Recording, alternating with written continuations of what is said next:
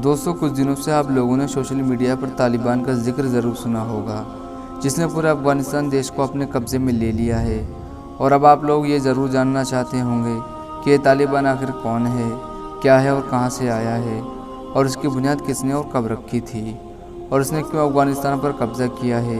ये सारी बातें आप लोगों को ज़रूर परेशान कर रही होंगी। और अब अफ़गानिस्तान देश पर कब्ज़ा करने के बाद ये तालिबान ऐसा क्या करना चाहता है कि जिसकी वजह से आज दुनिया के बहुत सारे बड़े बड़े और पावरफुल देश भी परेशान हैं। दोस्तों, इन सवालों के जवाब आज की इस वीडियो में हम आपको बताएंगे।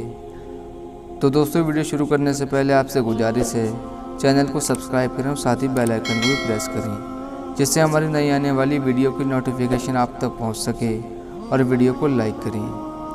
दोस्तों, जब अफ़गानिस्तान देश पर USSR यानी कि सोवियत संघ, जो कि एशिया की एक ऐसी सल्तनत या फिर किंगडम था कि जिसके अंदर आज के दौर के बहुत सारे देश शामिल थे, उन्होंने अफ़गानिस्तान देश पर कब्ज़ा कर रखा था, जिसकी वजह से अफ़गानिस्तान के हालात बहुत ज़्यादा ख़राब हो गए थे।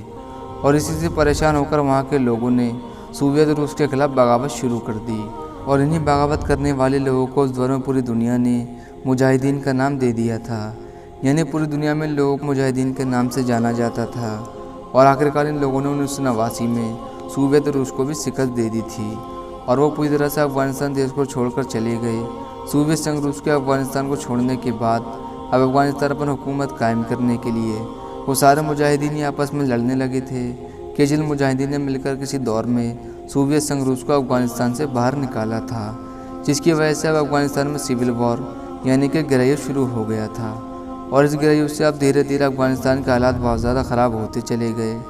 और ऐसे ख़राब हालात में 1994 में एक ऐसे संगठन की बुनियाद रखी गई कि जिसको आज पूरी दुनिया तालिबान के नाम से जानती है। दोस्तों, तालिबान की बुनियाद सन 1994 में मुल्ला उमर नाम के एक शख्स ने रखी थी, और मुल्ला उमर कंधार के पास एक मदरसे में पढ़ाया करता था। दोस्तों, मुल्ला उमर ने तालिबान की बुनियाद अपने मदरसे में पढ़ने वाले लगभग 50 बच्चों से शुरू की थी, और उन 50 बच्चों से ये कसम दिलवाई थी कि हम हर हाल में अफ़गानिस्तान में मौजूद अपने देश के गद्दारों को ख़त्म कर देंगे, और अफ़गानिस्तान में एक बार फिर से वही अमन और सुकून वापस लेकर आएंगे कि जो पहले के दौर में हुआ करता था। और दोस्तों, इस तरह से तालिबान ने अफ़गानिस्तान देश में अपने सफ़र की शुरुआत की। और दोस्तों, आपको बता दें कि मुल्ला उमर एक मौलाना ही नहीं बल्कि एक मुजाहिद भी था, जिसने रूस के खिलाफ मुजाहिदीन के साथ कई जंगों में हिस्सा लिया था।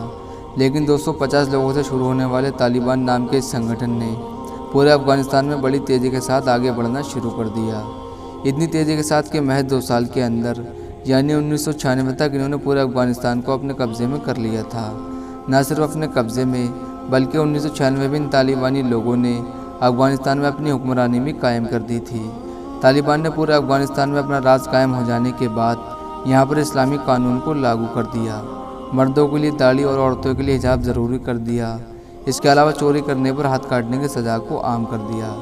लेकिन फिर तालिबान के लिए एक बुरी खबर ये थी कि तालिबान की सरकार को पाकिस्तान, सऊदी अरबिया और दुबई इन देशों के अलावा पूरी दुनिया के किसी भी देश ने मान्यता नहीं दी थी। यानी इन 3 देशों के अलावा पूरी दुनिया के कोई भी देश तालिबान की सरकार को नहीं माना करता था। दोस्तों, अमेरिका ओसामा बिन लादेन की मदद करने की वजह से तालिबान से बहुत गुस्सा हो गया था। अमेरिका ने तालिबान से कहा अगर वो ओसामा बिन लादेन को अफ़गानिस्तान में रहने की इजाज़त न देता तो शायद ओसामा बिन लादेन कभी भी अमेरिका पर हमला करने की इतनी ज़बरदस्त तैयारी ना कर पाता। जिसकी वजह से अब अमेरिका ने तालिबान के ऊपर दबाव बनाना शुरू कर दिया। लेकिन तालिबान ने अमेरिका की एक ना सुनी, जिसकी वजह से अक्टूबर 2001 में ही अमेरिका ने और भी बहुत सारे देशों की फ़ौजों के साथ मिलकर एक साथ अफ़गानिस्तान देश पर हमला कर दिया। बस ये हमला था, तब से लेकर आज तक लगातार अमेरिका की फ़ौज अफ़गानिस्तान में ही मौजूद है। अमेरिका के 2001 में अफ़गानिस्तान पर हमला करते ही तालिबान की सरकार तो फ़ौरन गिर गई थी, और तालिबान की लीडरशिप को भी अपनी जान बचाने के लिए अफ़गानिस्तान से दूसरे देशों में भागना पड़ा था, जिनमें से ज़्यादातर पाकिस्तान तो कुछ दूसरे देशों में भी चले गए थे। लेकिन दोस्तों, अमेरिका तालिबान की सरकार गिराने में तो कामयाब हो गया था, लेकिन वो पूरी तरह से तालिबान को ख़त्म नहीं कर पाया था, बल्कि वक्त के साथ साथ तालिबान पहले से भी ज़्यादा ताकतवर होता चला गया।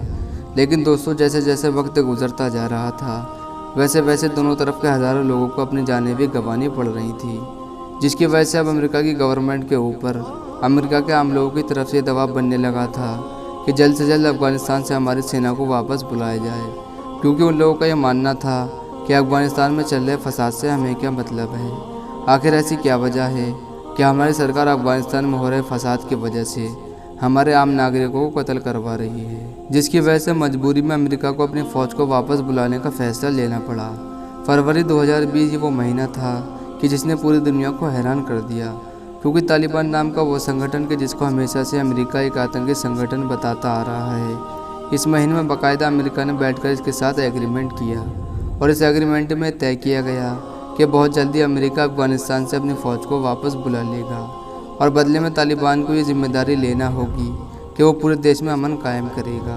और दोस्तों, जैसा कि आप लोग देख ही रहे होंगे कि तालिबान ने पूरे अफ़गानिस्तान देश पर कब्ज़ा कर लिया है और उन्होंने वहाँ पर अपनी सरकार भी बना ली है। फ़िलहाल दोस्तों, आज की वीडियो यहीं पर पूरी होती है। दोस्तों, वीडियो को लाइक करें, ज़्यादा से ज़्यादा शेयर करें और चैनल को सब्सक्राइब करें।